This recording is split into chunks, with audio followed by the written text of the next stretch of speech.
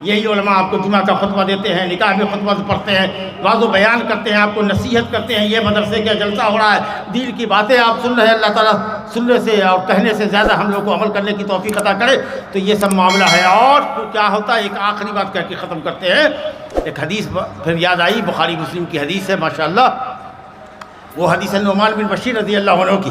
وہ کہتے ہیں کہ جانتے ہو، جو آدمی گناہ سے بچتا ہے اور وہ آدمی جو گناہ کرتا ہے، دونوں میں فرق کیا ہے؟ اور گناہ سے روکنے والے کی مثال، گناہ سے بچ رہا ہے اور کوئی گناہ کر رہا ہے، کیا کر رہا ہے؟ گناہ ہے، گناہ چھوڑو، ہٹو، چھوڑو، اس آدمی کی مثال اور وہ آدمی جو گناہ کر رہا ہے، دونوں کی مثال اس طرح کی ہے کہ جیسے ایک کمیونٹی نے، ایک قوم نے، کچھ لوگوں نے سمندری سفر کرنے کے لیے جہاز بک کرایا۔ تو جہاز میں دو تلہ تھا، ایک تلہ نیچے ہوتا ہے پانی کے اندر، ایک تلہ پانی کے اوپر ہے، ذی طابقین، دو تلہ ہے اس کے اوپر۔ تو قرآن اندازی ہوئی، کون نیچے میں رہے گا، کون اوپر میں رہے گا۔ تو قرآن جب لگا تو کچھ لوگوں کا نام نیچے آیا، جاؤ تم نیچے والے خانے میں جا کر کے رہو، سیٹ نمبر اتنا نیچے والے تلہ میں رہنا ہے۔ اور کچھ لوگوں کا اوپر والے میں آیا۔ اب نیچے والے کو جب پانی کے لینے کی ضرورت پڑے گی سمندر سے، تو کہاں جانا پڑے گا؟ اوپر میں چڑھنا پڑے گا کہ نہیں؟ اوپر جائے گا، اوپر کے تلے میں، پھر جھک کر کے سمندر میں بالٹی ڈالے گا، اس کے بعد پانی نکالے گا، پانی لے کے آئے گا اپنے نیچے تلے میں، کھائے گا، پیے گا، جو کرنا ہوگا کرے گا۔ اچھا ہے منوس۔ اس کے بعد کیا ہوا کہ اچھا دیکھا نچلے والے نے کہ دیکھو تو اوپر جانا پڑتا ہے، بار بار اوپر جاتے ہیں آتے ہیں، پانی چھلکتا ہے تو ہمارے بھائی کو بھی تکلیف ہوتی ہوگی، اوپر والے کو۔ ایسا کرتے ہیں کہ نیچے سے تختہ میں سوراخ کر لیتے ہیں، ایک تو تختہ جہاز کا اکھاڑ لیتے ہیں، یہیں سے بالٹی ڈالیں گے اپن۔ اوپر والے کو جو معلوم ہوگا تو جو کہتے ہیں سرپٹ دوڑنا، سر پر پاؤں رکھ کے دوڑنا، ویسے دوڑے گا۔ ارے کیا کر رہا ہے بیمان والے، ظالم کیا کر رہا ہے، باپ رے کیا کر رہا ہے۔ اگر تختہ تم نیچے سے نکالے گا تو پورا جہاز پانی میں ڈوب جائے گا، پورا پانی جہاز میں بھر جائے گا، تم تو ڈوبے گا ہی، ہم لوگ بھی ڈوب جائیں گے۔ ارے بھیا یہ کیا کر رہے ہو؟ ارے پانی لانے میں ہم کو دشواری ہوتی ہے، دقت ہوتی ہے، آپ لوگ کو بھی نہ ہمیں تکلیف نہیں ہوتی، بلکہ ہم یہ آپ اپنی طرف سے بڑھا رہے ہیں کہ اگر اوپر والے کا بس چلے تو کہے گا کہ ہم تمہارا ہاتھ جوڑتے ہیں، بھیا مت جاؤ تم، ہم ہی پانی لا کے دے دیں گے، مگر تو کشتی میں سوراخ مت کرو، جہاز میں سوراخ مت کرو، کہے گا کہ نہیں کہے گا؟ ارے سب مر جائیں گے، سب ڈوب جائیں گے، ارے ہم ہی پانی لا کے دے دیں گے، جلٹا ہم ہی لگو، تم ہی سوراخ کرو نا، ہاں یہ نہ کہے گا۔ اب بتائیے اگر نہیں ٹوکتا اوپر والا جاننے کے باوجود کہ یہ نیچے والے تختہ نکالنے والے ہیں جہاز کا، اگر وہ نہ ٹوکتے نہ روکتے تو کیا ہوتا؟ وہ خود بھی ڈوبتے، سب لوگوں کو ڈباتے۔ تو وہی حال ہے کہ اگر تم برائی سے بچ تو رہے ہو لیکن برائی کرنے والے کا ہاتھ نہیں پکڑ رہے ہو، اس کو نہیں منع کر رہے ہو، تو جب سماج ڈوبے گا اور اللہ کا عذاب آئے گا تو صرف وہی نہیں ڈوبے گا، تم بھی ڈوبو گے۔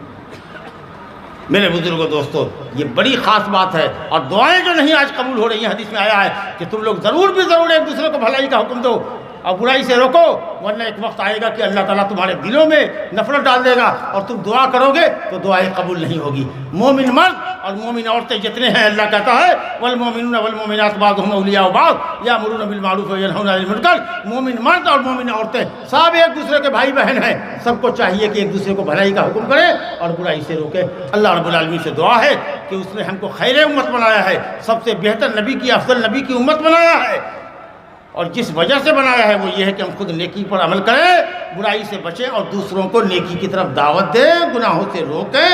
ہمارا کام کہنا ہے، سننا ہے، ہدایت دینا اللہ کے ہاتھ میں ہے۔ میرے بزرگوں دوستو، یہ کام ہم کو ضرور کرنا چاہیے، ورنہ اللہ تعالیٰ کے عذاب سے گنہگار تو ہلاک ہوگا ہی، ہم بھی نہ منع کرنے کی وجہ سے ہلاک ہو جائیں گے۔ اللہ رب العالمین معاشرے کی اصلاح فرمائے۔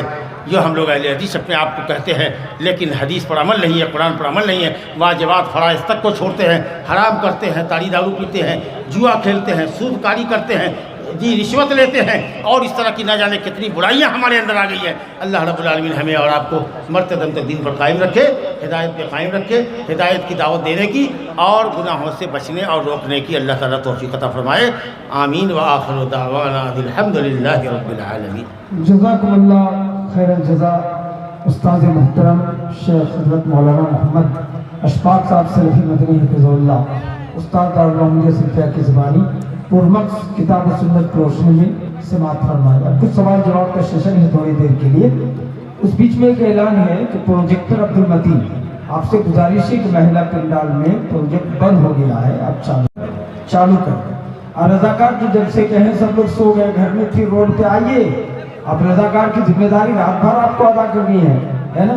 اور اس کے بعد دوستوں 3 مشہور بنگلہ کے مقرر ہیں، مولانا حبیب الرحمن سلفی جلال پور محلہ، اور جیونی وقت حضرت علی صاحب اور مولانا حافظ القادر صاحب، بہت ہی مزیدار بولے۔ نہال مکھیا امیدوار 4000 روپیہ دیا ہے، اس کو قبول فرما، اور 4000 لینے کے لیے تیار نہیں کمیٹی۔ نہال جی سے گزارش ہے کہ حافظ بڑی اکبر سے آکے ملے۔ سوال حضرت، دادا نے ایک مسجد بنائی اپنی زمین میں، پوتا لوگوں نے اس مسجد کی زمین کو دوسرے کے پاس بیچی، اور دوسرے لوگوں نے خرید لیا اور خرید کر اس میں گھر بنا لیا، یہ کیسا ہے؟ بالکل حرام ہے، ناجائز ہے۔ اگر اس نے وقف کر دیا ہے، تحریر کر دیا ہے، یا 2 ثقہ آدمی کو گواہ رکھ کر کے رکھا ہے کہ یہ جو زمین ہم مسجد کے لیے دیتے ہیں وقف کی زمین ہے، تو وقف کی زمین کو بیچنا خریدنا جائز نہیں ہے، نہ پوتے کے لیے بیچنا جائز ہے، نہ کسی مسلمان کے لیے اس کا خریدنا جائز ہے۔ ضروری ہے کہ خریدنے والا اس زمین کو خالی کرے، اس کو عالم سے پوچھ کر کے زمین لینا چاہیے، اور اس کا ہرجانہ اس کے پوتے سے لے کے تم نے بیچا اس کو اور ہم نے بلڈنگ کو بنایا ہے، لہٰذا ہمارا پیسہ بلڈنگ کا پیسہ واپس کرو اور اس زمین کو مسجد کے لیے فری کریں۔ چلیے جلدی جلدی کہیں جی، مائک بند ہو گیا ہے، اور سائیڈ مائک کو چالو کر دیجیے۔ ایک سوال ہے کہ ایک مسجد میں لوگ باجماعت نماز پڑھتے تھے، کسی جھگڑا کی وجہ مسجد والوں نے نماز پڑھنے کے لیے منع کر دیا، تو کیا مسجد والوں کا یہ کام صحیح ہے؟ اللہ اکبر۔ ومن اظلم ممن منع مساجد اللہ ان یذکر فی اسمہ وسعی فی خرابها۔ اللہ اکبر۔ اللہ تعالیٰ فرماتا ہے کہ اس سے بڑا ظالم کون ہوگا جو اللہ کے گھر میں کسی کو عبادت کرنے سے روکے اور مسجد کو برباد کرنا چاہے۔ ارے مسجد کو ڈھانے سے زیادہ سنگین ہے کہ کسی کو تم عبادت کرنے سے روکو۔ یہ ایسا ہی ہے جیسے کہ تم نے مسجد کو ڈھا دیا۔